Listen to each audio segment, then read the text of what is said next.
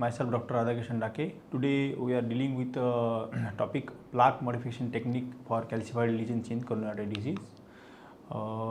There are presence of coronary artery calcification that limits the technical success in percutaneous coronary intervention. There are various mechanisms like increased arterial wall stiffness, impaired delivery of the devices leading to the suboptimal stent delivery and deployment and expansion that leads to the increased risk of ISR and stent thrombosis. The prevalence of coronary artery calcification increases with age, occurring in more than 90% of the men and more than 67% of the women over the age of 70 years. Calcified coronary artery disease poses number of challenges to the interventional cardiologist when performing the percutaneous intervention, and patients with calcified coronary artery disease continue to have the poor outcome at both the short and the long term follow-up. Stent underexpansion is the most feared outcome when performing PCI in these patients and is a strong predictor of stent failure. Therefore, the intracoronary imaging to guide the calcium modification is the most important step in treatment of this disease. Now, the utility of the intracoronary imaging to guide the calcium modification. There are intravascular ultrasound and optical coherence tomography (OCT) provide the important information into the coronary lesion morphology and allow improved procedural planning during the PCI. The imaging guide helps to localizing the calcification, quantifying the coronary calcification, to measure the length of the calcification, and OCT is able and is give the more information for calcium thickness more accurately rather than IVUS. This imaging showing the right upper quadrant, there is a hyperechoic lesion, and that is calcium, and behind that there is a ultrasound echo drop, and in another image there is a circumferential calcification around 270-degree arc, and there is a behind total ultrasound echo dropout that shows the circumferential calcium presence in IVUS. This is a OCT image at lower left quadrant. There is a circumferential calcium, presence of calcium in first image, and in another image at 6 to 9 o'clock there is a thickness of calcium showing around 5 to 6 mm in IVUS image, in OCT image. Now, before the dealing with any calcified lesion, you have to do the first angiographical evidence of the calcium, and then proceed for imaging like IVUS and OCT, and then define the high risk features of the calcium like more than 180 degree of the calcium, calcium thickness more than 0.5 mm, and length of the calcium more than 5 in calcified region. These are the common three features. We have to define the high risk calcium features. Then accordingly we categorize the mild, moderate and severe. If the high risk feature is 0 or 1, then mild angiographic calcium, and then we will proceed likely 1 or 2 balloon devices only. Standard high pressure NC balloons and cutting balloons can be used. In moderate, there is a 1 to 2 high risk features like either calcium arc more than 180 degree, or length of the calcium is more than 5 mm, or thickness of the calcium 8.5 mm. And then we will proceed with escalation of the balloon only based strategy, and standard high pressure NC balloons, either cutting balloon or scoring balloon, and can be used intravascular lithotripsy according to case basis. In case of severe calcium, there is a high risk features more than 2 to 3 high risk features like again same. Then likely combination of the balloon and atherectomy devices should be used in such cases. NC balloon, scoring balloon, either cutting balloon or IVL, and along with that rotational atherectomy or laser can be used. Then in the same in every cases we have to do repeat IVUS OCT to define presence of extent of morphological changes in the calcium after the balloon.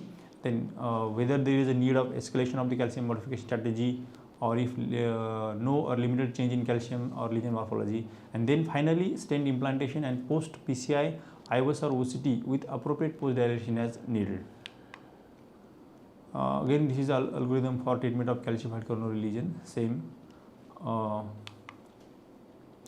Now, what are the various modalities or techniques for calcified plaque modification?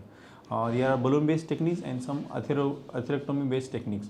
Balloon based techniques, there are non-compliant balloons, high pressure dual layer or OPNC balloon, cutting balloon, scoring balloon, and intravascular lithotripsy, that is IVL balloon. And another are the coronary atherectomy, that is a rotational atherectomy, rotablation, orbital atherectomy, and laser atherectomy. Now we'll see the first NC balloons. The conventional balloon angioplasty is often effective for modifying the coronary lesions with either the use of semi-compliant or non-compliant balloons. However, in concentrically calcified lesions, there may be a non-uniform balloon expansion with a relative under-expansion in the calcified segment of the lesion compared with edges of the lesion, and that may seems like the dog bane appearance.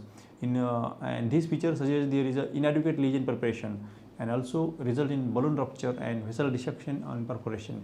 In such case, you have to need the escalation strategy.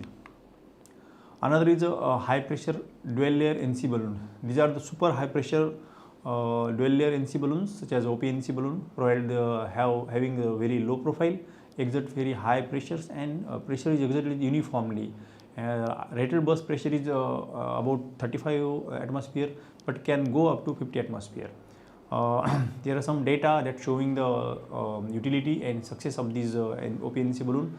Diaz et al. And Seco et al. First showing that when conventional NC balloon fails, the OPNC balloon provide an effective strategy for dilatation of undilatedly calcified lesion, and acute luminal gain was significantly greater than the NC balloon. Following the use of the standard NC balloon and the presence of the undilatable moderately severe calcified lesion should lead to the escalation of the OPNC balloon or other device depending on the composition of the lesion. This table, this data showing highlighting the use of the OPNC balloon, the Diaz et al., Seco, Raja, Fabris, and Felkos.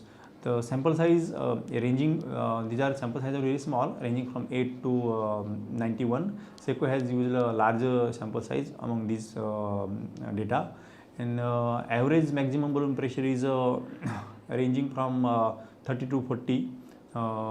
Then Seco has used average 37. Diaz has 40 atmospheric pressure. The procedural success rate is ranging also among these 4-5 trials studies 75 to 100. And then clinical case selections like ACS indicate the acute coronary syndrome, and that this case is selected for these OPNC balloon. These are the non-dilatable calcified lesions. So most common complications are found in Fabry studies, edge dissection is in 4 to 5%. Otherwise, there is no significant complication. Next, cutting and scoring balloon.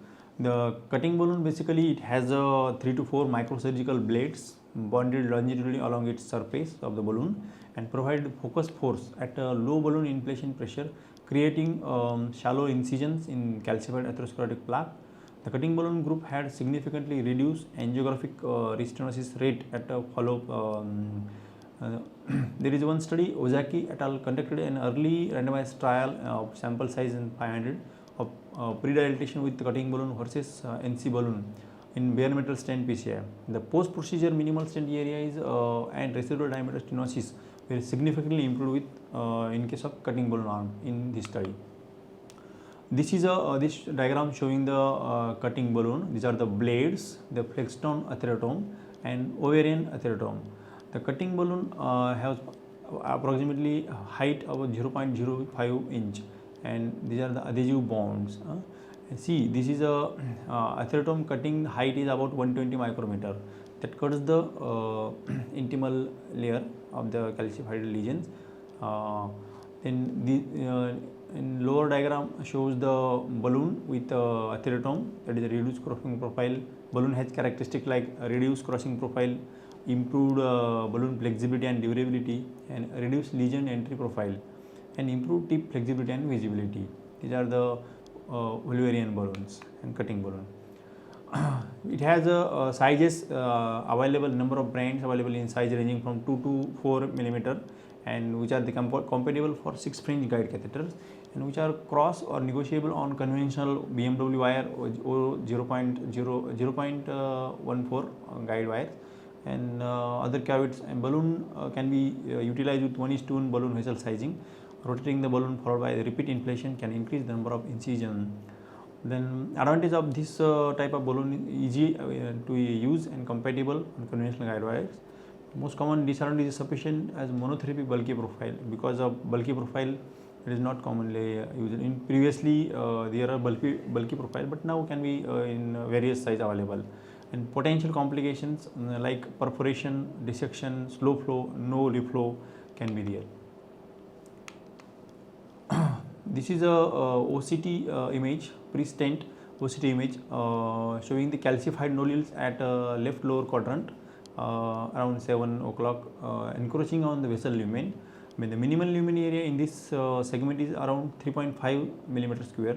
After the use of cutting balloon, the OCT run image shows the 1:1 size cutting balloon that showing the improved minimal lumen area up to 7.5 millimeter square. We can see here the sign of vessel preparation with balloon associated dissection is evident at 7 to 9 o'clock position. You can see this. The prepared calc RCT randomly assigned those undergoing PCI with or serosirolimus deaths with either cutting balloon or scoring balloon or rotablation. There are sample sizes around 100 in each arm. The primary endpoint in this study were strategy to success and 9-month instant late lumen loss. The strategy success was greater in rotablation group, that is 98% versus the 81% at 9 months. Mean instant late lumen loss was 0.16 millimeter in balloon group and 0.22 millimeter in rotablation group, which is non-inferior. The modification balloon, that is modified balloons, were acceptable and safe alternative strategy when compared directly to the rotablation in selected lesions. This is a scoring balloon. There is angiosculp. We can see here these are the nitinol based struts that encircle the balloon in helical patterns, and they have 3 to 4 rectangular nitinol based struts on non-semi compliant balloon. The prepared calcifix trial show that at 9 months there was no difference in mean instant late lumen loss with modification balloon, either cutting balloon or scoring balloon compared to the rotablation use. Now next modality for plaque modification in calcified lesion is the intravascular lithotripsy. These are the latest and most acceptable rather than these previous. The IVL balloon has a advanced over workhorse guide wire, that is a BMW wire, and balloon is sized with the ratio of 1:1 with the target vessel. Balloon inflated to use nominal pressure at 4 atmosphere up to 80 pulses of energy level per balloon. The mechanism of action of this IVL is that energy vaporizes the saline or contrast mixture within the balloon and generate the high amplitude acoustic ultrasonic pressure waves. That waves preferentially affect hard surface such as calcium within both intimal and medial layer of the vessel, and that ruptures disrupt the both superficial as well as deep calcification, and this causes the circumferential fissure and microfracture that improves the vessel compliance and alter the lesion morphology, and that helps the optimal stent expansion. Here you can see this is a power generator. This balloon can be inflated with nominal pressure at 4 atmospheric pressure, and this below diagram showing the calcified lesion. We can put the IVL balloon, and that ultrasonic waves generated, and around each balloon can generate 80 pulses, and that breaks the calcium superficial as well as deep calcification very uniformly. There are sizes of the IVL balloon are available ranging from 2.5, 3.5 to 4 mm diameter in all sizes about, and lengths are 12 mm in length. Can be compatible for 6 French guide and negotiable over conventional BMW wire. The balloon should be inflated at 1:1 balloon when vessel sizing, rigorous balloon preparation to remove air. Then disadvantage of this balloon may be bulky profile for lesion crossing, and 80 pulses per catheter may require use more than one catheter to treat the long lesions, catheter balloon, and potential complication is similar to other balloon like perforation and dissections. These are the OCT image, 180-degree arc of calcium in upper right quadrant, in lower left quadrants with the thickness of 0.54 millimeter. After the use of the IVL showing the microfractures in the second diagram, calcium and lesion modification done, and there is a fracture showing the OCT image. Now the next modality is coronary atherectomy based modalities. Now up till we have seen the balloon based modalities for plaque modification. Now we can see it for atherectomy based, like most commonly is a rotablation, that is a rotational atherectomy.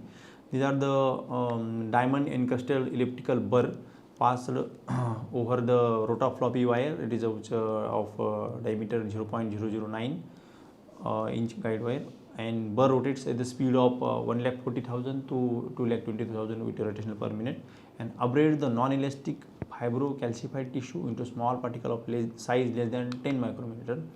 You can see the burr size ranges from the 1.25 to 2 millimeter. And there is a wide selection of the rotablation burr. This is a advancer, and this diagram showing the rotational burr with a diamond encrusted in a diamond shape, and there are diamond encrusted burr. And this is a rotablator system. We have seen the various sizes, and these are the burr sizes can be compatible for various guides, like 6 French guide, 1.25 balloon and 1.5 can be compatible. For 1.75 or 7 French guide compatible, and for more than 2.15 8 French guide, and for 2.25 and above that 9 French guide compatible. Their wire compatibility is specialized wire, rotafloppy wire or Viper wire can be used. Other cavity balloon should be 1:1, and vessel sizing should be 1:1 vessel sizing. The advantage of this rotablation is useful in undilatable lesion, may more useful in nodular calcium rather than other technologies. The disadvantages are most commonly required specialized wire, where bias may result in differential atherectomy. Ablation in forward motion only cannot maintain a wire in a side branch during the atherectomy, and produces the larger particle compared to the orbital atherectomy. Distal to embolization can result in slow flow or no flow. The most common and most potential complication during the rotablation are perforation, dissection, burr entrapment, or wire fracture, slow flow, no reflow, and transient heart block can be there. The complication rate in rotational atherectomy is 9.7%. Most documented complications are common to all PCI. Apart from that, there is as I have said, there is entrapment of the burr, fracture of the rotawire, and AV blocker. In contemporary cohort of 9,000 patients, there is Asogate et al. Retrospectively compared the relationship between the volume of the rotablation procedures and major cardiac complications require urgent procedures, that is a covered stent implantation or coronary CABG or pericardial disease or death. These were lower in 0.29% in high volume center compared to the 0.72% in low volume centers. This is OCT image after the use of the Rota 1.5 burr in balloon uncrossable lesions. We can see upper right quadrant shows the deep wall calcification with thickness of 1.1 mm, and the lumen in 6 to 12 o'clock position measures exactly 1.5 mm in keeping the burr size used. The use of larger burr to provide more lesion ablation lead to the greater chances of no reflow, vessel dissection. There is more chance of perforation, bradycardia, and peri-procedural MI. The modern rotablation burr technique employs the use of smaller burr sizes, aiming for burr to vessel ratio is about 0.5 to 0.7:1, and the shorter burr burr runs, encouraging more superficial fibrocalcific lesion ablation, limiting the endothelial tissue trauma.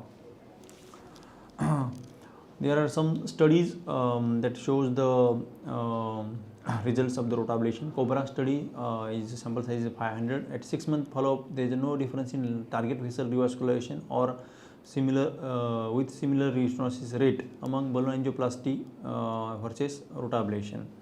Rotaxas trial shows the patient with PCI with taxus days with or without rotablation. Similar baseline characteristics, higher strategic success in rotablation group with no difference in procedural risk or with coronary dissections, perforation and slow flow phenomena occurring equally in both groups. At 9 months, instant late lumen loss was higher in rotablation group. It is a 0.44 versus 0.31, which is significant in balloon angioplasty. At 2 years, there was no difference in mortality, MACE and target lesion revascularization in both groups.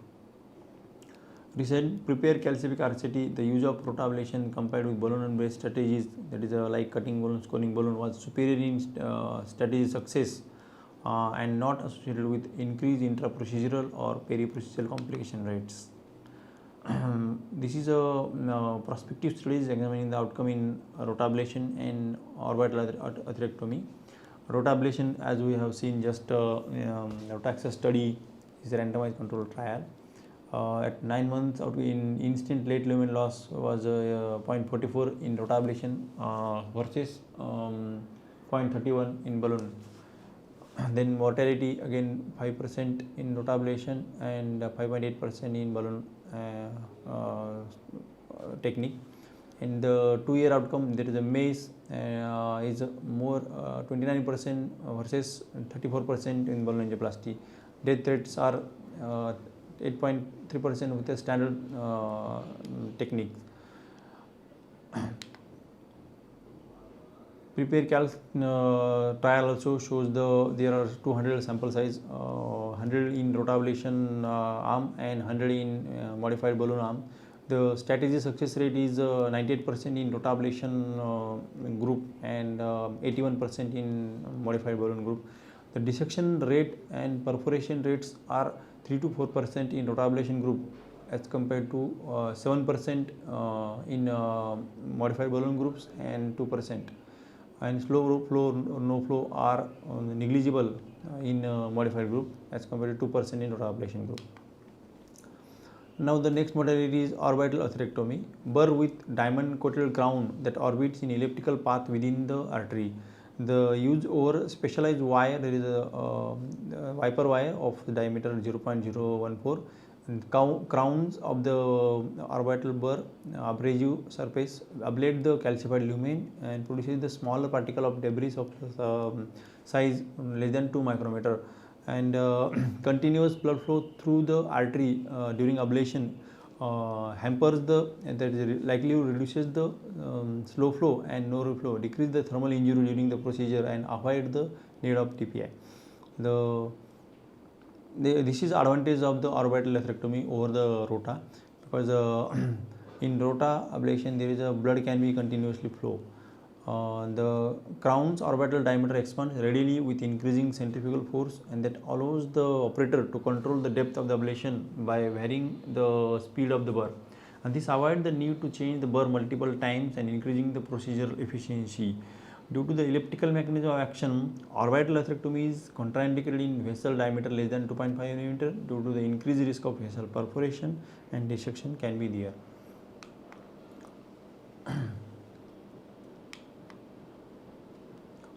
Some studies that shows the orbital atherectomy success. There is Orbit 1 and Orbit 2.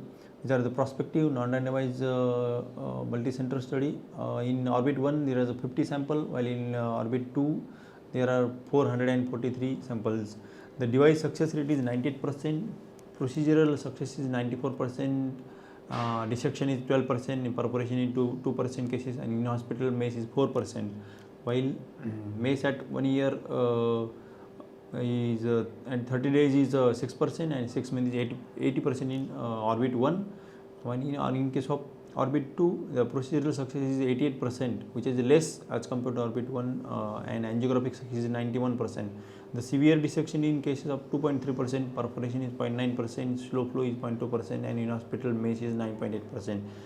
MACE rate at 30 days 10.4%, which is more in as compared to Orbit 1, and 3-year MACE is 23%, cardiac death 6.7% cases, MI in 11%, target vessel revascularization 10%, and target vessel lesion revascularization 7.8%. There is another trial, COAST trial, that is a prospective multi-center single-arm studies of sample size around 100. Procedural success rate in this study is 85%, and in hospital MACE is 14%, and dissection, perforation and slow progress is 2% in each case. 1 year MACE is 22%, which is among same in Orbit 2 study.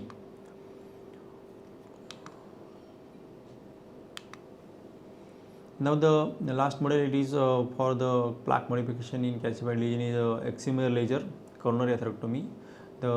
These catheter generate the pulse of short wavelength, high energy ultraviolet light, which break the carbon bonds in organic material within the lesion, and with the heat generated breaking apart cellular debris, fragmented the lesions into the microparticle, allowing the greater luminal expansion.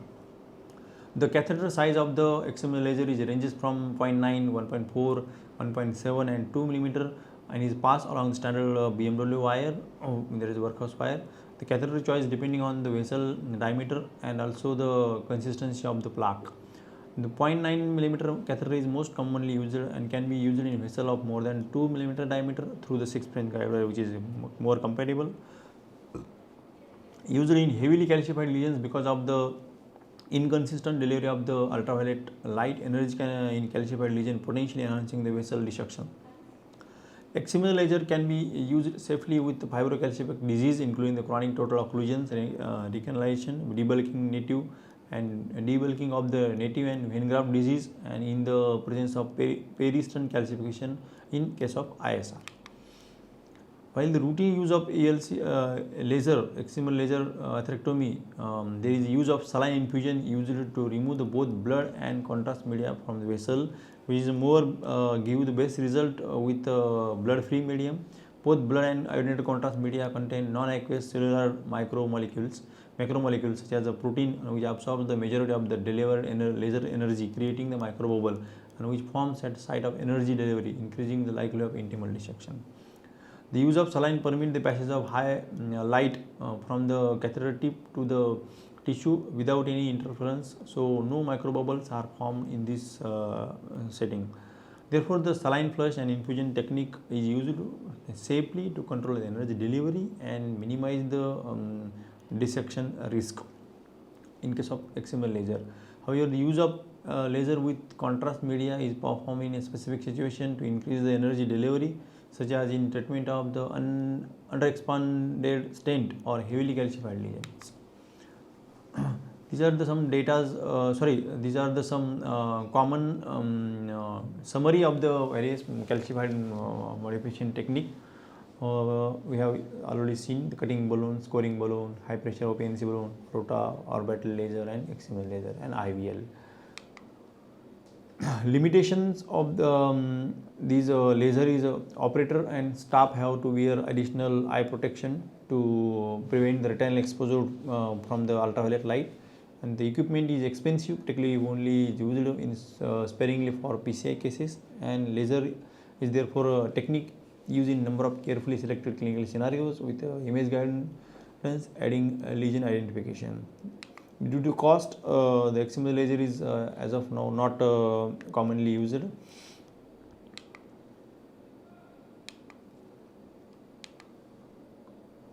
This slide shows the differences between rotational orbital orbital atherectomy and laser. These three modalities used in balloon uncorrosible lesions or balloon non-dilatable lesions. When there is eccentric calcium, orbital atherectomy is more preferred. Rapid exchange is needed in laser. 6 French guide all are compatible, even rota, orbital and laser. And under expanded stent, in case of under expanded stent, laser is more useful than rota and orbital atherectomy. Atherectomy versus balloon based calcium modification. Which modification technique to use is based on the numerous anatomic and technical factors of the lesion, like location of the lesion, whether lesion is located along with side branch or ostial, the concentricity of the calcium pool, operator familiarity and expertise and local device availability. The instances of the balloon uncrossable lesions, the initial modification device is likely to be with either rota or orbital atherectomy, which will alter the lesion morphology sufficiently to allow other device to be used. In some circumstances where a single modification technique is not sufficient to adequately prepare a lesion for stent implantation, in such a cases we have to use all the modalities including rota, orbital, cutting balloon, scoring balloon, and IVL also. The systematic use of the imaging during the procedure to determine the success of the technique, both in respect to acute luminal gain and calcium fracture, is important to understand whether the technique has sufficiently modified the lesion, and guiding whether another device is required or which subsequent device may be the most benefit or not.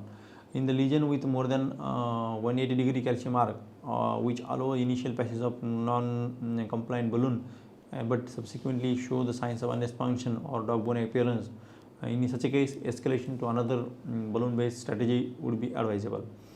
Depending on the lesion morphology, one or more of the high pressure OPNC balloon, IVL or cutting balloon are likely to be useful options in such a scenario. In lesion with increased calcium concentration of more than 270 degree arc, IVL may be of the additive benefit. Now, the conclusion of that various plaque modification technique, as the breadth and complexity of the calcium coronary disease treated with PCI increases, the use of adjunctive devices to ensure the optimal stent implantation is the key for a iterative improvement in terms of both technical and clinical outcome. There are a number of effective techniques available, ranging from the balloon based strategies including the recently developed IVL, balloon or atherectomy solutions such as rota, orbital and laser. The systemic use of intracoronary imaging is a key an important factor in improving our understanding and about lesion morphology, to provide the guidance about the choice of modification strategy and case by case basis, and may promote the improved technical success and patient safety. Like with the help of imaging guidance, we can quantify the lesions, we can measure the stent length, and then whether under expansion, over expansion, everything is measured by with the help of image. Thank you.